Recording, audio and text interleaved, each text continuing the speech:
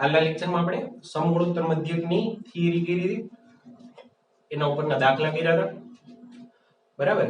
હવે જે લાસ્ટ લેક્ચરમાં 28મો દાખલો કર્યો હતો એ જ ટાઈપનો 29મો દાખલો છે. થોડોક ડિફરન્સ છે પણ ગણતરી એના જેવી જ થશે કે બે ધન સંખ્યાઓનો સમાંતર મધ્યક a હોય અને સમગુણોત્તર મધ્યક g હોય તો સાબિત કરો કે તે સંખ્યાઓ આ છે.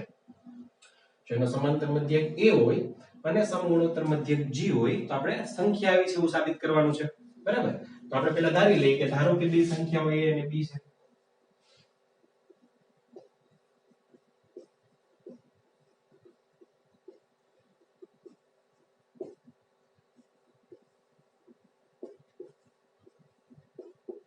ધારો કે બે સંખ્યાઓ a અને b છે. હવે સમાંતર મધ્યક a છે તો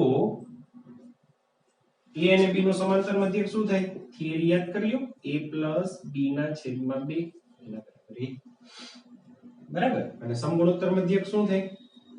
તો કે √ab એના બરાબર g. બે થિયરી આપણે ભણી લીધી. એક સમાંતર મધ્યકની થિયરી કે કોઈ બે સંખ્યાનો સમાંતર મધ્યક a હોય તો એની સમાંતર મધ્યક a ગોતવાની ફોર્મ્યુલા થાય a + b ના છેદમાં 2. એ જ રીતે જો સમગુણોત્તર મધ્યક g હોય a અને b માટે તો એની ફોર્મ્યુલા થાય વર્ગમૂળમાં ab. અમારે બે સંખ્યાઓ સાબિત કરવાની છે કે a અને b સંખ્યાઓ આ છે જે આપી છે a ± વર્ગમૂળમાં a + g ગુણ્યા a - g. તમારી પાસે બે સમીકરણ છે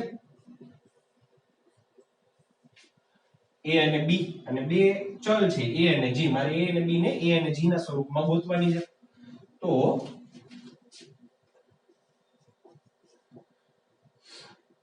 a + b એના બરાબર 2a લખાય. b ને હું સામે લઈ જાઉં તો a + b બરાબર હું 2a લખી શકું. રેડી? એ જ રીતના જો હું અહીંયા વર્ગ કરું, આ સમીકરણનો બે બાજુ વર્ગ કરું તો અહીંથી વર્ગમૂળ વયું જાય તો કે ab બરાબર અહીંયા થઈ જાય g વર્ગ.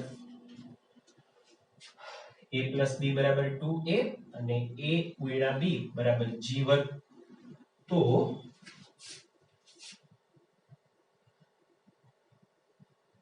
આમાંથી હું b ને કરતા બનાવું તો b બરાબર g વર્ગ ના છેદમાં a થાય. b બરાબર g વર્ગ એના છેદમાં a. આ સમીકરણને કીધું 3, સમીકરણને કીધું 4. હવે b ની કિંમત હું આ સમીકરણ 3 માં મૂકી દઉં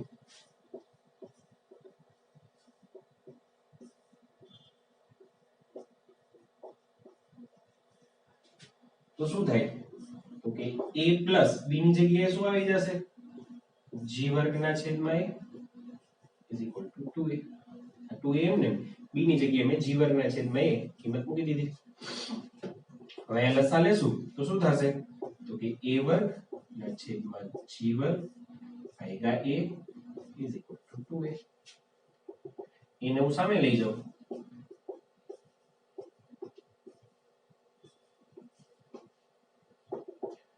બરાબર, અને આ બાજુ લઈ આવું તો માઈનસ.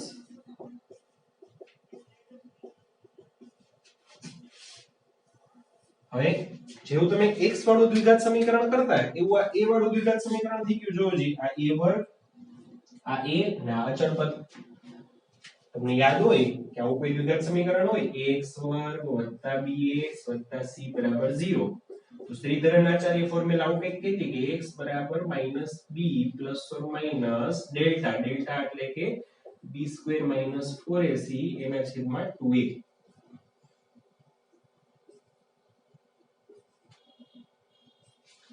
દ્વિઘાત સમીકરણ જો x² + bx + c હોય તો x બરાબર આવી ફોર્મ્યુલા હતી 10મા ધોરણમાં જેને શ્રીધરન આચાર્ય ફોર્મ્યુલા કહેતા કે -b ± b² - 4ac ના છેદમાં 2a. તો આપણી પાસે એવું દ્વિઘાત સમીકરણ છે x² ની બદલે a વર્ગ છે. તો જેમાં x બરાબર મળે એમાં મને a બરાબર મળે. તો a બરાબર શું થાય? તો કે a બરાબર -b એટલે કે x નો સહગુણક. તો અહીં x નો સહગુણક શું થાય? -2a થાય. તો માઈનસ ફોર્મ્યુલાનું માઈનસ પછી b ની કિંમત -2a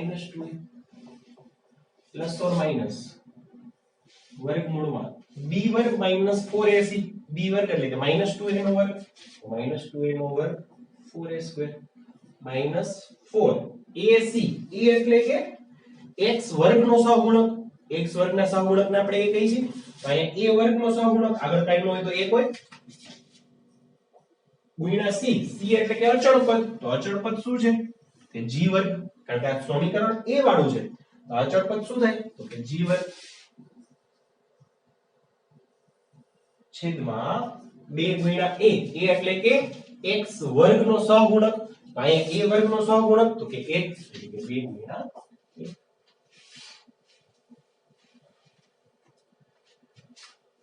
એટલું થઈ ગયું તો a બરાબર minus minus plus 2a plus or minus અહીંયા થશે બે માંથી શું કોમન આવશે જોવો જી તો કે બે માંથી 4 કોમન અહીંયા શું વધશે અહીંયા વધશે a વર્ગ માઈનસ 4 કોમન આવી ગયો તો શું વધશે g વર્ગ છેદમાં 2 વર્ગમૂળમાંથી 4 બહાર આવે તો 2 થાય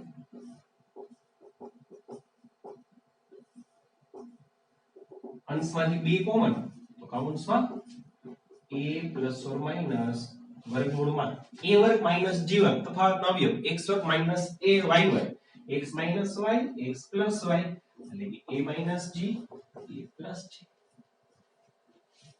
છેદમાં 2 બે કેન્સલ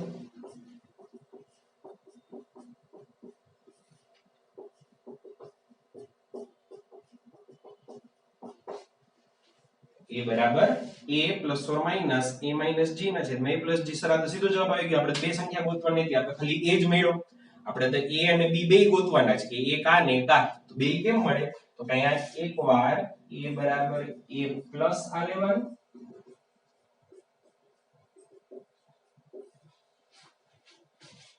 અને એકવાર a બરાબર a માઈનસ આ લેવાનું આ કિંમત તમે સમીકરણ 1 માં મૂકશો સોરી સમીકરણ 3 માં મૂકશો શેમાં મૂકવાની સમીકરણ 3 માં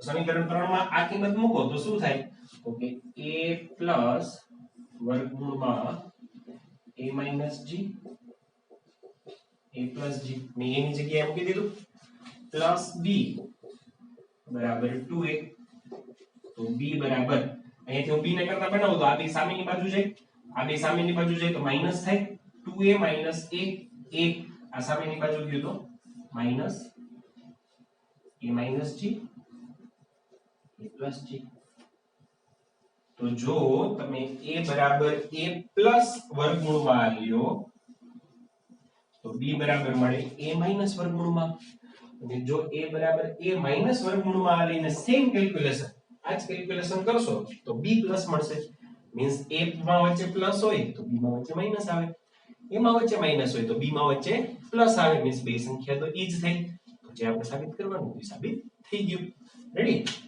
ગણતરી થોડી કોના કરતા પડી ગઈ આમાં યોગ વિયોગ ને એવું કાઈ લેવું ન પડ્યું ક્લિયર ચાલો સ્ક્રીનશોટ લઈ લ્યો ત્રણ દાખલા રહ્યા ત્રણ દાખલા કરશો એટલે સ્વાધ્યાય પૂરું થઈ જશે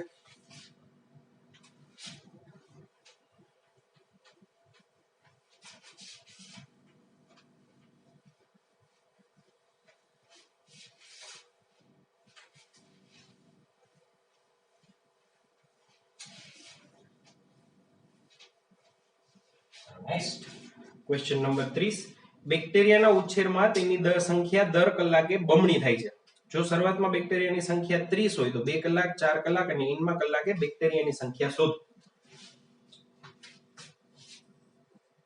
શરૂઆતમાં બેક્ટેરિયાની સંખ્યા 0 શરૂઆત એટલે ક્યારે માની લો હું એમ કહું કે મેં 11 વાગે ચાલુ કર્યો પ્રયોગ બાયોલોજીનો પ્રયોગ છે એટલે તમને થોડીક સાદી ભાષામાં સમજાવું કે મેં 11 વાગે પ્રયોગ ચાલુ કર્યો तो જ્યારે પ્રયોગ ચાલુ કરો ને એને t બરાબર 0 સમય લઈ લેવાનો એને t બરાબર 0 સમય લઈ લેવાનો તો 1 કલાક પછી એટલે t બરાબર 1 કલાક થઈ 12 વાગે 2 કલાક પછી એટલે કે t બરાબર 2 તો ઈ કેટલામી કલાક થઈ તો કે 2 કલાક પછી થયું તો t બરાબર 0 સમયે બેક્ટેરિયાની સંખ્યા 30 અમને કીધું છે કે શરૂઆતમાં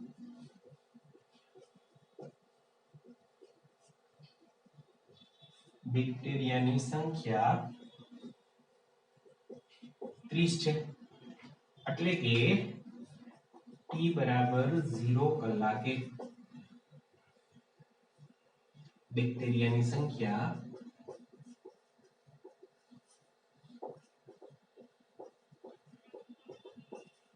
30 થાય. આ કેટલામું પદ થયું? પહેલું પદ. જ્યારે પ્રયોગ ચાલુ કર્યો એ કેટલામું પદ થયું? પહેલું પદ. મીન્સ t બરાબર 0 એ તમારું પહેલું પદ. તો t બરાબર 1 એ કેટલામું પદ થાય? બીજું પદ. t બરાબર 2 એ કેટલામું પદ થાય? ત્રીજું પદ. t બરાબર 3 એ કેટલામું પદ થાય? ચોથું પદ. બરાબર. હવે તમને એમ કીધું છે કે દર કલાકે બેક્ટેરિયાની સંખ્યા બમણી થાય છે.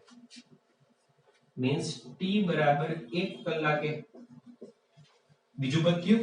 બેક્ટેરિયાની સંખ્યા કેટલી થઈ? બમણી. તો 30 ની બમણી 60. t બરાબર 2 કલાકે ત્રીજું પદ. આ પહેલું પદ, આ બીજું પદ, ત્રીજું પદ. બમણી થઈ. કોની બમણી? આની બમણી. તો 60 ની બમણી 120. તો અહીં બેક્ટેરિયાની સંખ્યા નો વધારો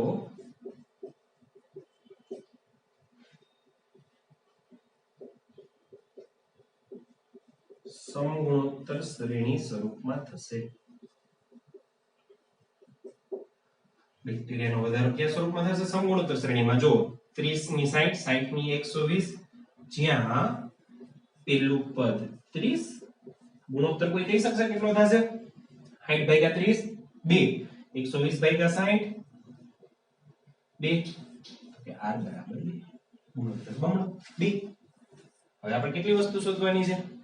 2 કલાક, 4 કલાક અને n માં કલાકે બેક્ટેરિયાની સંખ્યા. t બરાબર 2 ત્યારે તમે બેક્ટેરિયાની સંખ્યા ગોતી લીધી અને પદ થઈ ગઈ 3 120. હવે t બરાબર 4 કલાકે જેટલાની કલાક હોય પદ કેટલામું થાય? તો કે 3 કલાક તો ચોથું પદ, 2 કલાક તો ત્રીજું પદ, તો 4 કલાક તો પાંચમું પદ. ફોર્મ્યુલા શું થશે? એ 5 ની a ગુણ્યા r ની 4 ઘાત. a એટલે 30, r એટલે 2, 2 ની 4 ઘાત, 2 ની 4 ઘાત 16, 16 તેરી 48, 480. ઈ જ પ્રમાણે t બરાબર n કલાકે પછી ગોતવાનું છે t બરાબર n માં કલાકે. 4 કલાકે પાંચમું પદ, 2 કલાકે ત્રીજું પદ, તો n કલાકે પદ કેટલામું થાય? તો કે પદ થાય n+1 નું. તો an+1 ની ફોર્મ્યુલા શું થાય? a ગુણ્યા r ની n ઘાત હોય એના કરતા એક ઘાત ઓછી. a એટલે 30, r એટલે 2, એને આવી ગયો જવાબ. કોઈ પણ કલાક કીએ કઈ હેજ નહીં, આવ હેલો દાખલો હતો. રેડી? નેક્સ્ટ 31મો દાખલો. બેંકમાં ₹500 10% વાર્ષિક ચક્રવૃદ્ધિ વ્યાજે મૂકીએ તો 10 વર્ષના અંતે કેટલી રકમ મળે? ચક્રવૃદ્ધિ વ્યાજ હોય ને તેની હંમેશા સમગુણોત્તર શ્રેણી બને. ચક્રવૃદ્ધિ વ્યાજ એટલે શું? તો કે વ્યાજ ઉપર વ્યાજ મળે. બરાબર? 31મો દાખલો. a બરાબર 500. શરૂઆતમાં આપણે 500 રૂપિયા મૂકી છે. હા કે ના? એક વર્ષના અંતે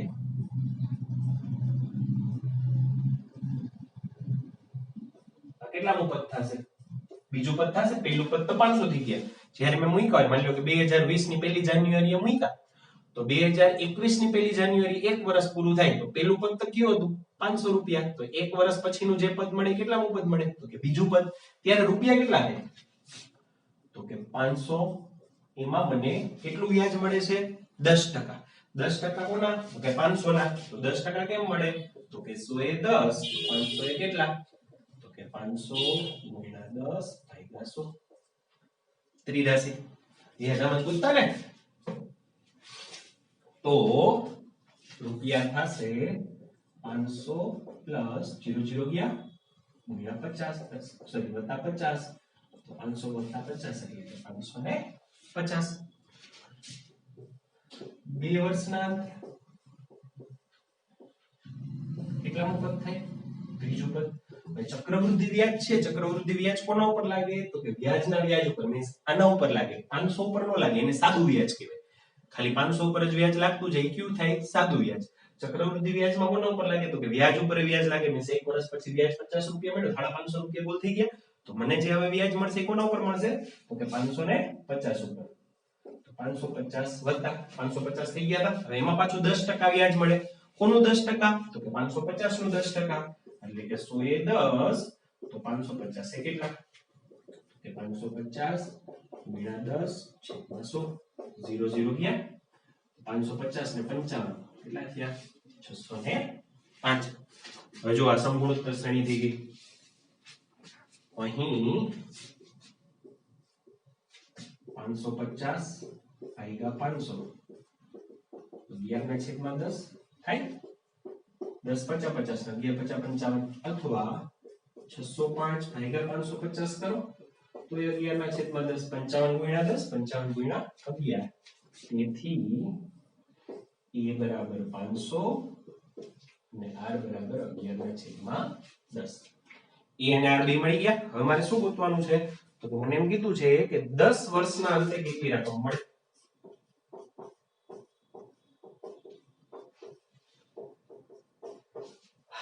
એક વર્ષના અંતે બીજું પદ, 2 વર્ષના અંતે ત્રીજું પદ, તો 10 વર્ષના અંતે 11મું પદ. એ 11 ની ફોર્મ્યુલા તો કે a ગુણ્યા r ની 10 ઘાત. a ગુણ્યા r ની 10 ઘાત. a એટલે 500, r એટલે 11 ના છેદમાં 10 ની 10 ઘાત. આનું સાદુરૂપ નહીં દેવાનું, રાખી દેવાનું. આથી જ તમારો જવાબ 10 વર્ષના અંતે તમને આટલી રકમ મળશે. રેડી? ચલો છેલ્લો દાખલો 32મો.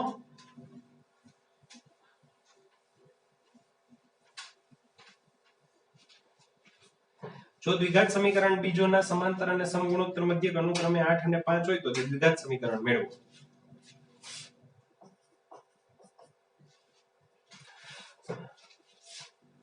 ધારો કે દ્વિઘાત સમીકરણના બીજ a અને b છે.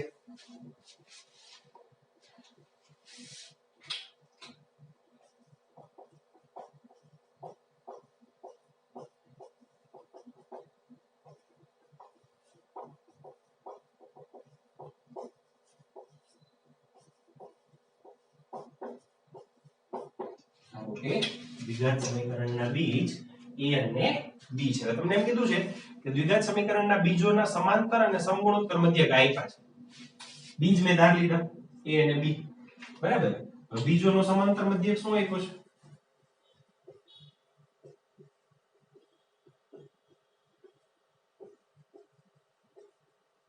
બીજોનો સમાંતર મધ્યક આપ્યો છે 8.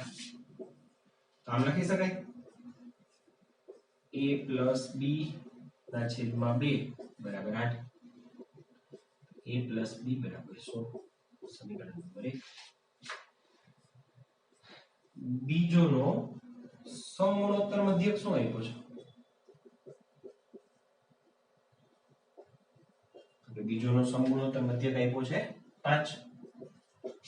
તો શું લખી શકાય સમગુણોત્તર મધ્યકની ફોર્મ્યુલા? તો કે વર્ગમૂળમાં ab બરાબર 5. બે બાજુ વર્ગ કરો તો ab બરાબર 25. હવે a plus b ને ab મળી ગયા. આમાં જો બે સમીકરણ સોલ્વ કરું તો મને a અને b મળે. તો મને તો દ્વિઘાત સમીકરણના બીજ મળ્યા. દ્વિઘાત સમીકરણના બીજ ઉપરથી દ્વિઘાત સમીકરણ કેમ ગોતવું? હે, એ એક વિચિત્ર થઈ ગયું ને.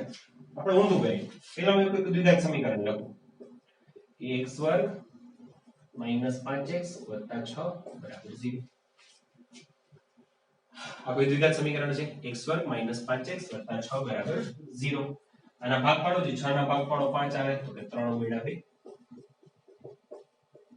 2 minus 3 ગુણ્યા minus 2 એટલે ગુણાકાર plus 6 અને minus 3 minus 2 એટલે સરવાળો minus 5. x કોમન તો કૌંસમાં x minus 3, આમાંથી minus 2 કોમન તો કૌંસમાં x minus 3. x minus 3 ગુણ્યા x minus 2 બરાબર 0. x બરાબર 3 અથવા x બરાબર 2. x બરાબર 3 અથવા x બરાબર 2 મીન્સ આ દ્વિઘાત સમીકરણના બીજ 3 અને 2 છે. તો જો વિભાગ હું ઊંધેથી કહું કે જો હું તમને એમ કહું દ્વિઘાત સમીકરણના બીજ 3 અને 2 હોય તો દ્વિઘાત સમીકરણ આ લખી શકે. આના બીજ 3 અને 2 તો 3 અને 2 વાળું દ્વિઘાત સમીકરણ આ થાય. હવે આખાને ગુણાકારમાં હું 5 આપું તો એ બીજ 3 અને 2 એટલે 5 સામે હોય દે આખાને 10 આપું 15 આપું ગમે આપું માની લો હું કોઈ અચળ k આપું તો એ દ્વિઘાત સમીકરણના બીજ તો કોણ રહ્યા 3 અને 2 જ આ દ્વિઘાત સમીકરણ લખું કે આ દ્વિઘાત સમીકરણ લખું કે આ દ્વિઘાત સમીકરણ લખું કે આ દ્વિઘાત સમીકરણ લખું બધા દ્વિઘાત સમીકરણ એક જ છે આનું સાદું રૂપ જ મેં આપ્યું છે ને આ બેનો ગુણાકાર કરું તો આ થાય તો જો બીજ 3 અને 2 હોય તો દ્વિઘાત સમીકરણ આ લખી શકાય તો જો બીજ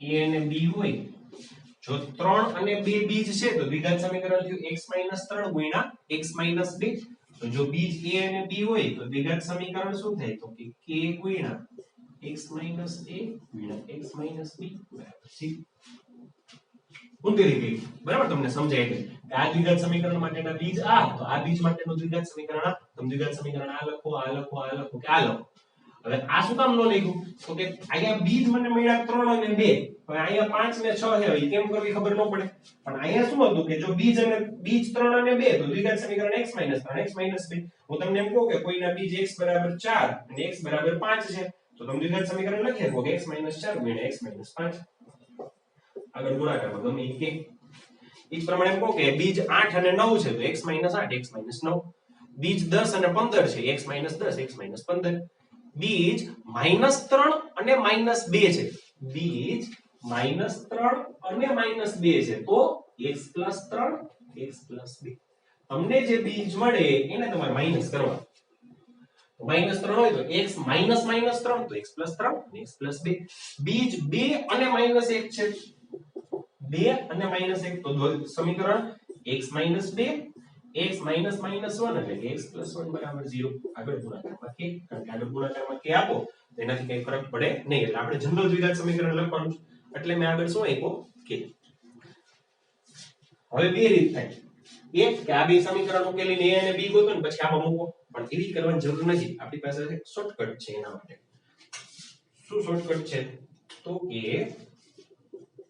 k ગુણ્યા આ બેનો ગુણાકાર કરું x1 minus ax minus bx minus minus plus ab બરાબર 0 આમાંથી જો હું -x કોમન લઈ લઉં -x તો કૌંસમાં શું વધે a plus b તો હવે મારી પાસે a plus b ની કિંમત છે a plus b ની કિંમત એ છે અને a ગુણ્યા b ની કિંમત એ છે તો જો અહીં બે કિંમત આમાં મૂકી દઉં તો શું થાય તો કે x² - a plus b એટલે 16x a ગુણ્યા b એટલે 25 સીધું દ્વિઘાત સમીકરણ આવી ગયું આમાં શું કરવું પડે તમારે આ બે સમીકરણ ઉકેલવાના એમાંથી a અને b ની કિંમત મળે a અને b ની કિંમત આમાં મૂકો પછી જવાબ આવે રીત લાંબી થઈ જાય જ્યારે આ રીત ટૂંકી થઈ ગઈ x² - 16x + 25 બરાબર 0 જવાબ આવી ગયો બરાબર x² - 16x + 25 બરાબર 0 સમાંતર મધ્યક 8 એના ઉપરથી a + b મેં 16 ગોત્યા સમગુણોત્તર મધ્યક 5 એનો વર્ગમૂળ કર્યું તો મને 25 મળ્યું તો આ મને મળી ગયું દ્વિઘાત સમીકરણ x² - 16x + 25 બરાબર 0 અને બીજ ગોતીને જોજો ઘરે ટ્રાય કરજો આ સમીકરણના બીજ મેળવજો બસ સમાંતર અને સમગુણોત્તર મધ્યક ગોતજો 8 ને 5 આવે કે નહીં રેડી તો અહીંયા આ સ્વાધ્યાય પૂરું થાય છે એટલે નવી થિયરી આજના લેક્ચરમાં ચાલુ નથી કરતો નવી થિયરી આપણે કાલથી ચાલુ કરશું હું પણ હમણાં બે ચેપ્ટર પૂરા થઈ જાય સૌથી આગળ આપણે કોઈ ચિંતા ન કરતા બરાબર ચાલો થેન્ક યુ